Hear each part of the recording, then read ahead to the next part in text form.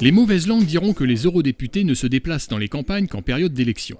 Les autres salueront l'intérêt que porte à notre territoire Karine Gloanec, députée européenne sortante, figurant sur la liste PS Place Publique menée par Raphaël Glucksmann.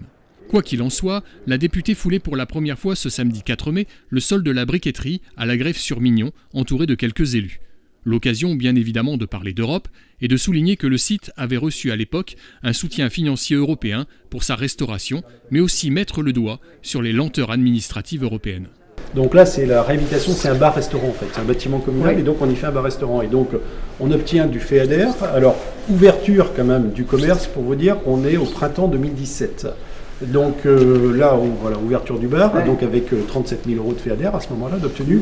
Sauf que pour toucher le FEADER, évidemment, il faut signer la convention déjà. Et il a fallu énormément de temps, pourtant c'est pas faute de les avoir relancés, et on arrive à signer la convention en octobre 2018. Il a fallu 1 an et demi pour signer la convention. Donc convention signée, ça veut dire qu'on peut faire la demande de subvention. Sauf que malheureusement, dans notre petite commune, ça s'est pas bien passé, et donc il y a eu liquidation, quoi.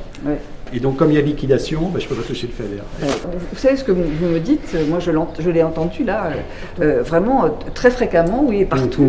Ce type d'exemple, c'est incroyable. Même des projets qui, bien sûr, ont été financés en avance par les porteurs de projets, qui, au bout du compte, parce qu'ils ne rentraient plus tout à fait dans le cadre, ne bénéficient plus de la subvention. Ça arrive très fréquemment. La députée a eu droit à une visite complète de la briqueterie menée par Roland Gallian, maire de la Grève et surtout intarissable sur le sujet. Tout ou presque a été passé en revue. 4 cheminées, d'accord, qui permettaient d'éparpiller de manière uniforme le charbon qui était, vous vous rappelez, distribué par l'eau. Évitant ainsi le phénomène de fusion. Je vous montrerai tout à l'heure des tuiles en fusion, parce qu'il y a un peu de silice quand même dans l'argile.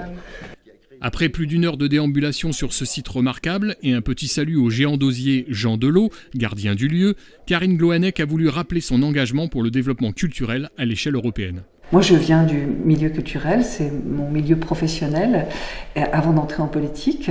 Et j'ai toujours porté la question culturelle de manière très très forte dans mon discours politique et dans le discours politique de la famille politique à laquelle j'appartiens, le Parti socialiste. Et là, pour cette campagne, et notamment au niveau européen, je suis très préoccupée par la manière dont tous les concitoyens européens regardent l'Europe uniquement comme une institution, alors que nous sommes un continent qui est constitué de femmes, d'hommes, de paysages, de cultures différentes, et que c'est de cette question aussi qu'il faut parler pour donner un peu d'envie de cette Europe.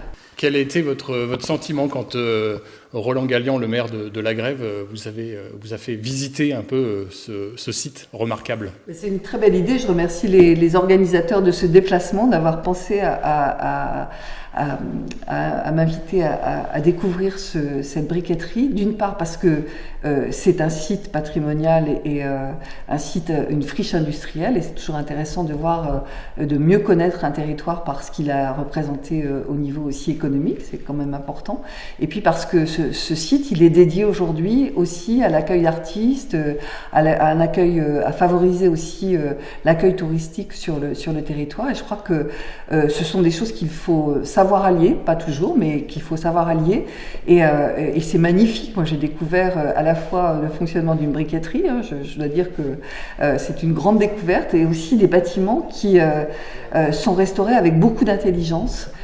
Et puis il faut saluer aussi l'engagement de la commune d'abord, et puis de l'intercommunalité, je l'ai compris là aujourd'hui, mais et puis du parc naturel régional aussi, je crois, qui a participé à cette réhabilitation de ce site.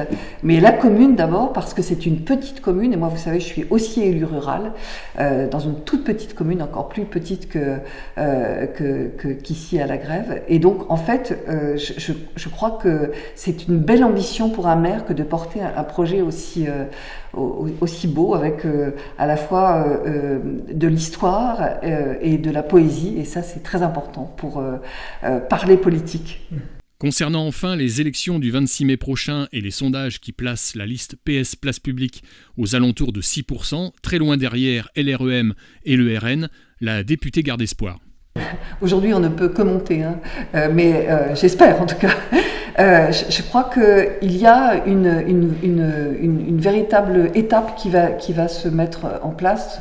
Nous ne sommes pas rentrés encore en campagne, donc les sondages sont extrêmement difficiles à faire. Vous savez, bien sûr, on réfute toujours les sondages quand ils ne sont pas favorables à soi-même, mais je pense qu'aujourd'hui, franchement, les jeux ne sont pas faits du tout parce que la campagne n'a pas commencé, parce que nous n'avons pas, nos concitoyens n'ont pas identifié quels étaient les enjeux de chaque liste. Et alors là, avec 33 listes, je dois dire que c'est vraiment catastrophique, mais je pense que les listes principales, les 12 principales listes qui vont s'exprimer et qui vont atteindre vraiment l'attention de nos concitoyens, je le souhaite, elles vont leur permettre de se mobiliser. Aujourd'hui, ce qu'il faut vraiment faire quand on est en campagne, c'est d'abord de convaincre nos concitoyens que c'est utile de voter pour mettre au Parlement européen des gens qui sont motivés pour construire l'Europe.